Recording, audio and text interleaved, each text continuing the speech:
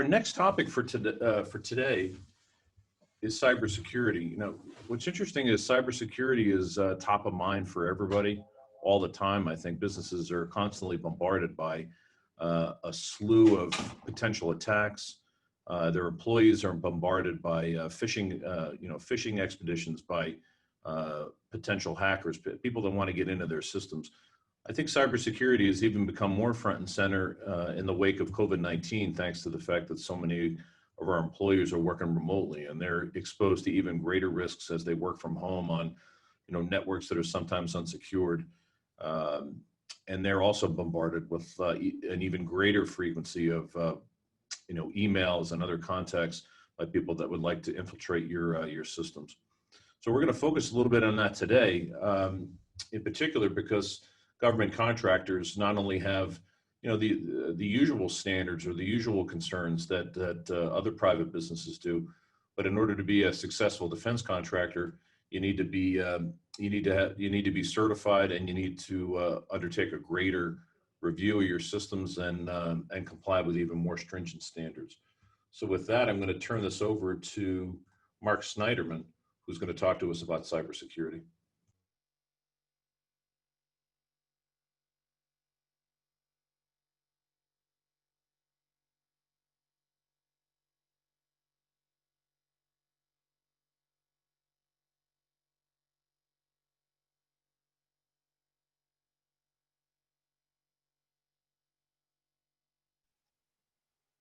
Sorry, I must have been muted. How many times do we all hear that in a day these days?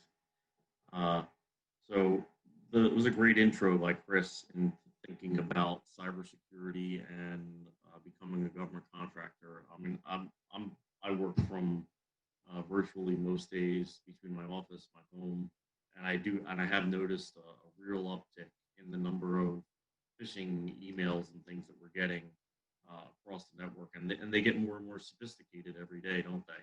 You get ones that look like they're from your own company, from your own departments, and with your own logo. Pretty crazy. So you can think about, if you're holding any kind of defense data, that your company may be a target. So the Defense Department in particular, and across the government, they've been really ramped up the requirements on government contractors in terms of your cybersecurity framework and how you're handling data. And it depends on what data you're holding, whether you're actually holding, if you're holding classified data, that's a whole other issue, right? Classified means that you have a whole set of procedures and processes that you needed in order to even become a holder of classified data. So let's sort of set that aside and deal more with the unclassified side of the world and what are the requirements on you. So there's a new framework that came out called CMMC. There was previous regulations called the DFARS. We heard about it, the DFARS cybersecurity regulations, and essentially they all go back to the NIST standards, which are the National Institute for Standards and Technology standards that have been written to give you frameworks for how to set up your cybersecurity program. And these are not. This is not a light topic, and it's not one to take lightly, because if you don't have the proper frameworks in place, you could be shut down from doing business with the government. So this is critical stuff, right? So what is the framework that you need to have in place to do CMMC? So DFARS became CMMC in the past year. The actual real regulations have just been proposed by the Pentagon and are sitting out for public comment, but they'll be fully implemented by the end of this year. And we'll talk about the implementation schedule and how this all works in a couple of minutes. So basically, the framework is set on, as I said, on the same as the NIST standard, which is 171.80, and it sets up your domains, your key sets of capabilities, your achievements to ensure cybersecurity within a domain, and your practices and processes. So again, like we talked about with accounting, you want to make sure that you have proper policies and procedures, and you're showing how you can follow those policies and procedures. Like everything, there's always a hole, right? you can do everything you can, and you can only do so much before there may be an issue. But if you've done what you're supposed to do and you have the right policies and procedures in place, you've been checked, and you're following those policies and procedures, your responsibility and liability goes down significantly.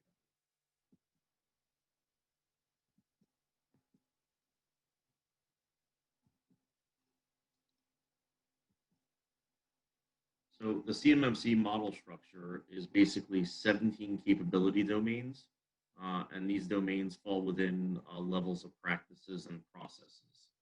So it sounds confusing, but to a cyber person, this all makes a lot of sense. And when you break it down, it'll logically make sense even if you're not a cybersecurity professional, right? So basically, you want to figure out that you have access controls, right? So that your network has roles and security so that only certain people can access certain pieces. You have an incident response plan in place. You have risk mitigation plans. You know how to maintain it. You know how to maintain your assets, right? So that if you have, 50 laptops, that you know where those 50 laptops are, how they're secured, who's holding them, how are they responsible, and all the typical. We're not going to go through each one in the capability domain, but it gives you an understanding of, what do you need to think about in terms of setting up your security, and you need to think about it in terms of physical and non-physical, because most of it's a virtual world, but there's also physical pieces. Like if you have a laptop, what happens if somebody loses that laptop? Is it easy for someone to get in? Does it have a solid state hard drive? Can you wipe it from afar? What happens? So these are all things you need to think about. And the higher the practice level and requirements that you're looking for, which means the higher ability to hold data for the government, the more stringent your security requirements need to become. So, you have multiple levels of security and practice, which are what the CMMC model is based on. So there's level one, which is the basic. So every single company that wants to do any business with the U.S. government has to meet level one basic cybersecurity hygiene. That you have basic systems in place in order to uh, ensure that data is protected and that your network is protected, and it's not. And if a basic hacker were to come along, you have the right policies and processes and firewalls in place to stop them from getting into your network. And then it moves up the ladder up to level 2, 3, 4, and 5. And we'll talk about those in a second. So here's the levels a little more laddered up for you to sort of try to understand what that means. So in terms of processes, they're using terms of basic hygiene at level 1 is performed, right? So you're basically performing basic cybersecurity policy and good practice. Then you start documenting things, which means you have good policies and procedures in place. When you're managing at level 3, that means you're also doing testing, right? So you're having penetration testing on your network. Somebody is actually allocated and in charge of your cyber practice. And then you get up to reviewed and optimizing. And the government, by its own admission, has already said that level 5 is going to be really, really difficult to obtain, and they're not sure anybody will. So we're all targeting at sort of level 3 and level 4 to be where we need to be in terms of for contractors to know that we're doing all the right things and we have all the right policies and procedures in place. So try to break down the levels a little more for you in terms of what are the requirements, practice numbers. So as I said, level 1, all DoD contractors have to meet level 1 to get a contract. And it's all it's basically 17 different practices in the basic NIST small business policies, which permits access to FCI information, which is classified, unclassified information. And then you move to level 2. Now you moved up to 48 practices into the process maturity dimension, right? So each level will have more and more requirements and practices that you need to meet in order to show that you're at that level of compliance. Level 3 is really the target for most organizations at this point. And you're talking about 45 different practices under the NIST standard. And you have all these effective implementation of controls to meet the requirements. and a level 3 organization is expected to adequately resource activities, right? So what they're saying is you should have a full-time person or a cybersecurity company that is helping you manage your network, right? So there's a lot of managed service providers out there that can help ensure your network is compliant and meeting with the proper standards in order for you to do the work that you're doing. Level 4, we start to really ramp up into higher levels where you're doing, like I said before, you're doing penetration testing and you're actually attacking your own network to understand what's going on. You're changing tactics and techniques to ensure that the network is at its highest standards. So this will be for larger contractors and contractors that are holding significant data or drawings, right? So for a manufacturing facility and you're holding a lot of DoD class, even if they're not classified, but they're level 2 or level 3 drawings, you'd want to really make sure that your network is at the highest level of security to ensure those can't be, somebody can't break in and take those. And as I said, level 5 is really advanced or progressive cybersecurity program. So the implementation timeline has really been really rapid for a set of regulations that are as large as these on the government side, but the DoD has been driving at this at a really hard pace. Katie Arrington is the Undersecretary of Defense that's in charge of this work, and she has been really, just pedal to the metal, trying to make sure that these regs are going to get out and that she's going to meet her obligation and the promises she made to the administration that she would ramp up cybersecurity and give it teeth. The biggest change between DFARS regulations and the new CMMC regulations are, the effectiveness and the implementation, and what can they actually do to make sure that this has some teeth so that contractors will actually comply and not just sign off on a piece of paper saying, yeah, of course we have a cybersecurity program. Well, now there's an audit requirement, just like we have with accounting systems, that's going to come into play. So they released the first version of the CMMC framework in January of 2020, and it's October, and we already have the actual regulations been released for notice and public comment, and they came out those just happened last week. So in 60 days, those become full law and will be implemented and then implemented into the DFARS regulations.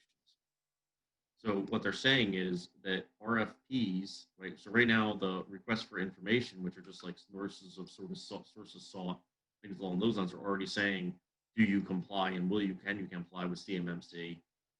They're going to have, starting by the end of the year, they're saying certain RFPs are going to include CMMC certification as an actual go, no go, meaning if you can't comply and you can't say you comply and know that you'll pass an audit to comply, you can't even pass to bid the work.